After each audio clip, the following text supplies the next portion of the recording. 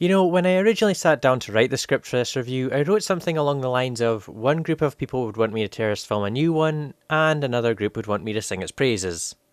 But then I thought about it, and when has that ever happened? Bigger people than me have said the same thing and I've never seen it happen. The only thing it does seem to cause controversy is fucking with the Metacritic score. Bad film, I give it 2 out of 10.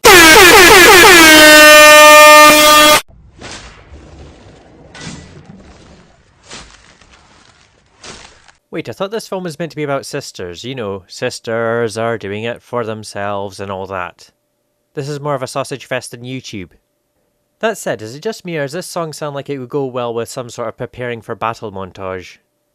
In fact, for some reason I thought it sounded like Savages from Pocahontas, but I checked and it doesn't. Nothing gonna stop me from comparing them though. Beneath that milky hide, there's emptiness inside. I wonder if they even bleed. They're savages, savages. Barely even human. Savages, savages. Killers at the core. Beautiful, powerful, dangerous. Oh, places and magic can be controlled. Stronger than 1, stronger than 10, stronger than 100 men. Ah, now we're at the castle, and the girls inside are making snow with magic. You know, it's kind of funny. A being of fire and brimstone reviewing a film about snow and ice. Well, Elsa is the one making the snow happen. I should probably say something intelligent right about now, like this is based on the Hans Christian Andersen book, or it took them more than 60 years to make this, but Elsa hits Anna in the face with her magic, and she's out cold. Pun intended. Elsa, what have you done? This is getting out of hand. Wait, does he sleep in all that stuff? Do you think he may be, I don't know, compensating? Is this going to be one of those things where they pull one and then a secret passageway opens, and then the next day the mystery machine arrives? Scooby-Dooby-Doo. Please, help! It's my daughter. You are lucky it wasn't her heart.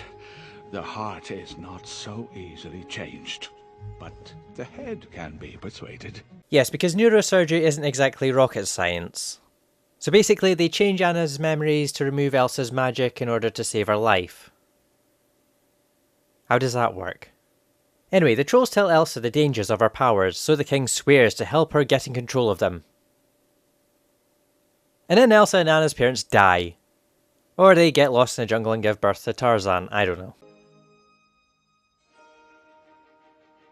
3 years later. The queen has come of age. It's coronation day. Hang on. This is a monarchy that had no acting monarch for 3 years. I mean, sure, the kingdom may have a parliament, but it's not exactly a monarchy without a queen or a king. I bet Elsa spent those 3 years in a room as well, which also makes me wonder why Anna didn't just usurp the throne. I mean, that's what I would have done. Well, Anna gets up for the coronation, and is it just me or is her dress as an adult very similar to the one she wore as a kid? Maybe it's got something to do with the colour green. After all, green can be associated with spring, because it always seems to be sunny around her. Or it could be a symbol of her youth or hope. Or maybe her dresses are green because in Victorian England the colour was associated with homosexuality. Be fun if it was envy. And Elsa's always wearing blue. Of course, that's obvious.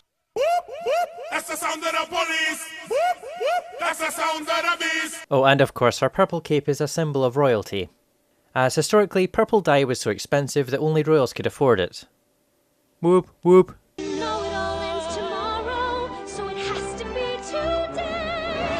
Do you ever wonder what the other people in a scene think when the main characters are singing?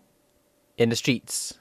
For seemingly no reason. Nothing's in my way. All right, and yes sirree! A clean hit, a perfect hit, and no pain for the target. That's a really small crown. Well, after the coronation... You know, people said that Rapunzel made a cameo, and I can see she made 2. Well, eventually Anna finds Hans again, and they start singing a song. After which they decide to get married. A typical Disney romance. But first they need Elsa's blessing. You can't marry a man you just met. And they... wait, what? You can't marry a man you just met. Gone are the days where they have to get married in 3 days. Although they can still bring it back in the live action versions. Elsa then calls off the party, and when Anna tries to reason with her, she removes one of Elsa's gloves and almost gets frozen in the process. Sorcery. I knew there was something dubious going on here. This may be a major threat to the Mustache Kingdom. I'm sure we all know what happens here. Elsa runs away. Although, this probably isn't the best time, but something I need to bring up is... blonde hair and blue eyes is creepy. And I don't mean anyone with blonde hair and blue eyes are creepy because they have blonde hair and blue eyes. I'm sure they're creepy for other reasons. It's just, let me put it like this. In the Disney films, Elsa, Cinderella, Aurora, Eilonwy, Tinkerbell, Alice, Star, and one of Ariel's sisters all have blonde hair and blue eyes. And if we go beyond Disney, there's Barbie, Bubbles, Megan, Hollywood, Sailor Moon, Sailor Venus, Tanya von Degrachaf, Centauria, Ceres Victoria, Princess Daphne, Princess Zelda, Princess Peach, Rosalina, Vert, Harley Quinn, Terra, Gwenpool. Heck, it wouldn't surprise me if Mercy from Overwatch had blue eyes. Although are those shoes even possible? There's many more than I could list, so it seems to be a strange default with women animated characters. I can't even tell why it is, because it's over many different cultures, over many different time periods, for many different audiences. But does blonde hair and blue eyes fit Elsa being an ice queen? Yes, the problem is all the other examples that makes me say, why? And external elements are both a blessing and a curse with this film.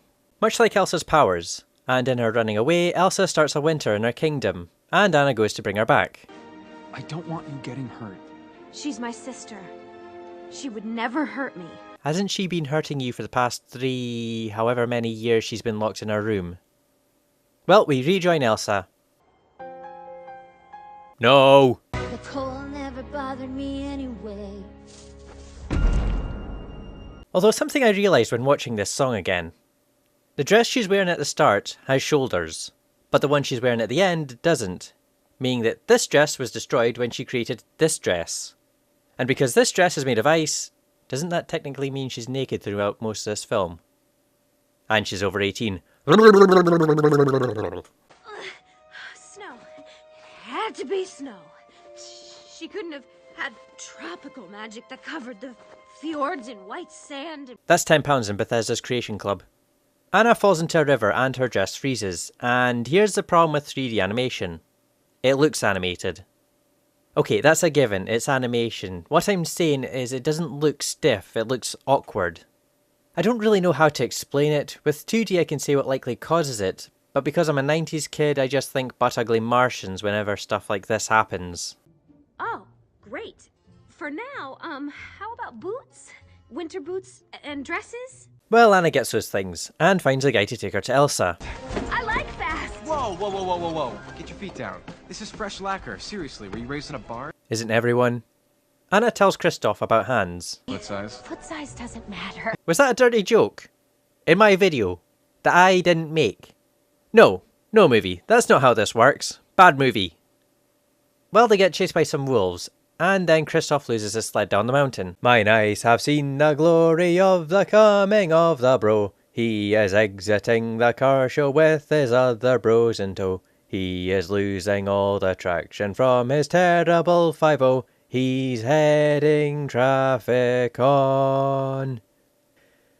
Glory, glory, hallelujah. Glory, glory, hallelujah. Glory, glory, hallelujah. Another Mustang crashed. Well, Sven is actually a reindeer, not a Mustang. Or a car. Or even a horse. Also, it was a sled that crashed, not him. Anyway, it's about this moment we meet our Jar Jar Binks for this film.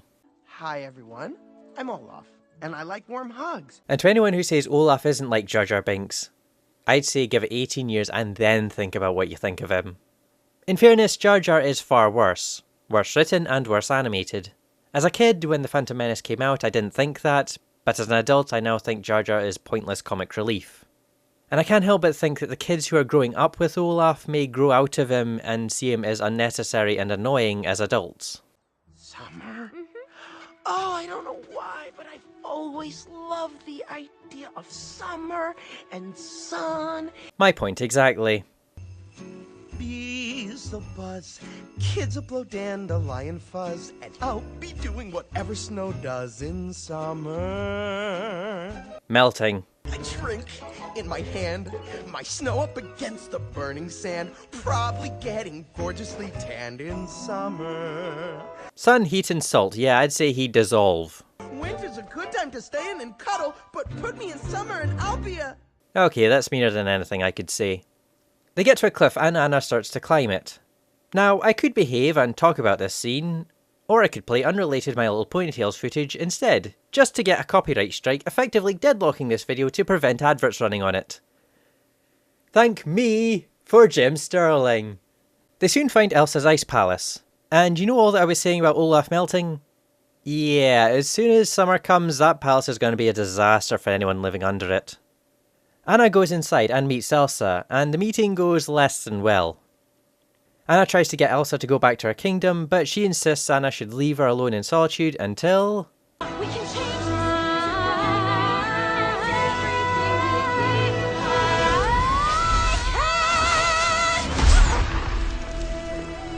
With that, Kristoff takes Anna to see the trolls from the start of the film. And yes, they sing a song, but it's one more played for comedy, so not really much to say. What there is to say is the part where the troll says that Anna is going to freeze from the ice in her heart, and the only way to fix a frozen heart is with a true love's kiss.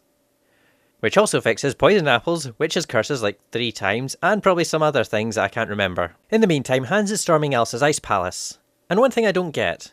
Before she couldn't control her powers, like in the space of one night she almost froze her sister twice.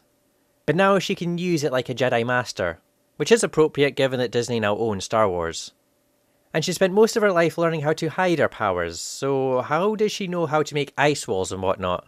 Anyway, one of the assassins tries to shoot Elsa with a crossbow, but Hans forces his hand up so the bolt knocks down a chandelier. That misses Elsa, but somehow she's knocked out. And then she wakes up in... some creepy sex dungeon. Stranger danger! Kristoff gets Anna to the castle and hands her over to her servants, who then sit her down next to the fire with a nice warming bowl of Special K. Made with sugar, spice, everything nice, as well as a special ingredient not necessarily looked at by the Food Safety Board. Anna explains the situation to Hans. Elsa struck me with her powers. You said she'd never hurt you. I was wrong. Oh. Anna. She froze my heart, and only an act of true love can save me. A true love's kiss. To which Hans reveals he is in fact...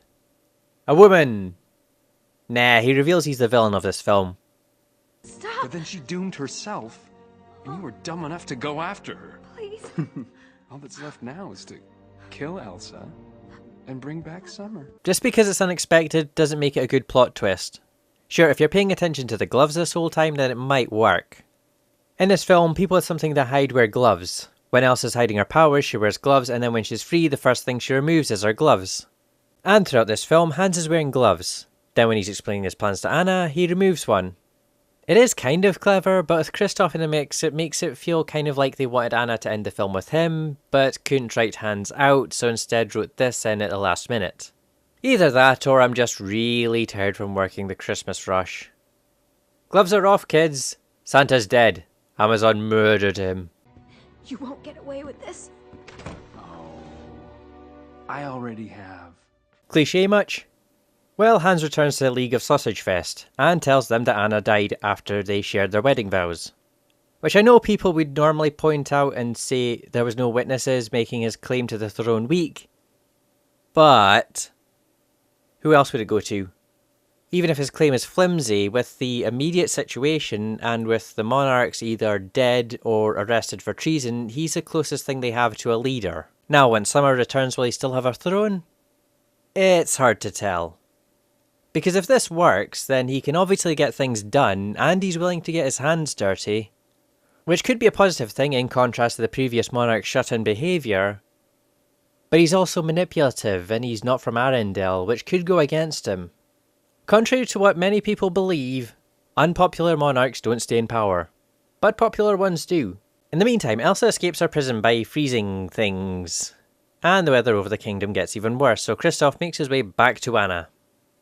Olaf frees Anna from her room, and everyone is pretty much running around in the blizzard. That is, until Hans finds Elsa and tells her that Anna is dead.